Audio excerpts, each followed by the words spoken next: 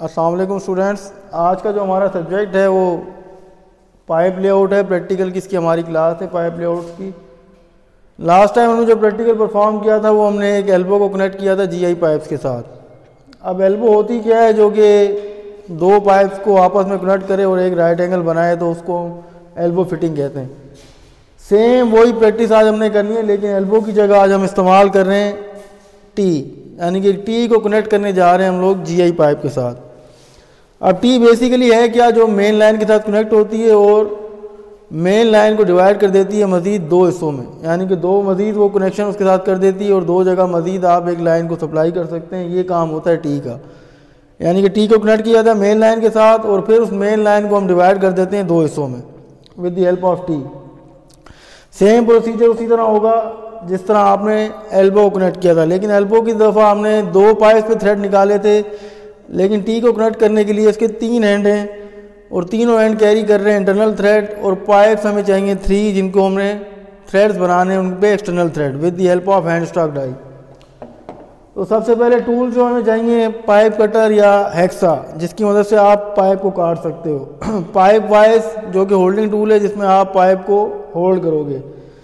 फिर आपका pipe wrench है, हैंड फाइल है। अब हैंड फाइल का क्या इस्तेमाल है कि आफ्टर कटिंग जो बर्स वगैरह होते हैं पाइप के एजिस के ऊपर, उनको आप फाइल की मदद से रिमूव कर देते हो फाइलिंग करके।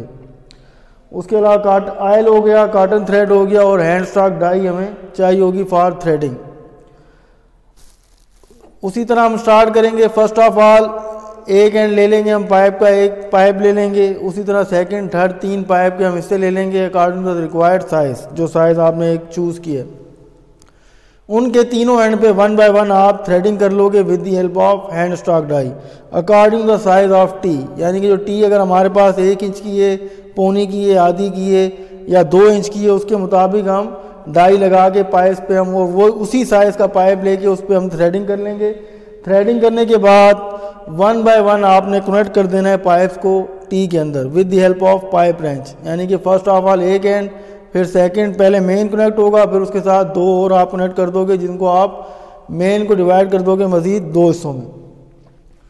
अब मटेरियल में क्या चाहिए, टी और जीआई पाइप। जीआई पाइप को फिर आप डिवाइड कर दोगे इनटू 3 पीसीज में आप डिवाइड कर दोगे, ताकि 1 बाय 1 आप उन तीनों को कनेक्ट कर दो टी के साथ। और टी को क्यों इस्तेमाल किया जाता है, ताकि हम एक मेन लाइन को मज़ीद डिवाइड कर दें 2 हिस्सों में। तो टी का जो मेन यूज़ है वो ये है। तो प्रोसीजर में सबसे पहले आपने क्या लिखना है कि जो आपने पाइप लिया है उसको एक साइज़ दे दिया, कोई भी साइज़ 3 पाइप्स का रख लिया। सेकंड में उसमें क्या होगा, जो तीनों पाइप्स आप रख लें 1 बाय 1 उनकी आप थ्रेडिंग कर लेंगे, external threading with the help of hand stock die. और थ्रेडिंग करने के बाद आपने होल्ड कर लेना है एक पाइप को पाइप वाइज के अंदर, और उसके साथ आपने फिटिंग कर देनी है टी की with the help of pipe wrench. और यही सेम प्रोसीजर अप्लाई हो जाएगा मज़ीद 2 पाइप्स के साथ। तो तीनों एंड उसके साथ कनेक्ट हो जाएंगे और ये हमारी आज का जो प्रैक्टिकल है हमारा वो इस तरह परफॉर्म हो जाएगा कि एक टी को हम कनेक्ट कर देंगे जीआई पाइप्स के साथ, ठीक है ना। और टी का मकसद क्या है कनेक्ट करने का, ताकि हम मेन लाइन को मज़ीद डिवाइड कर दें इनटू 2 पार्ट्स।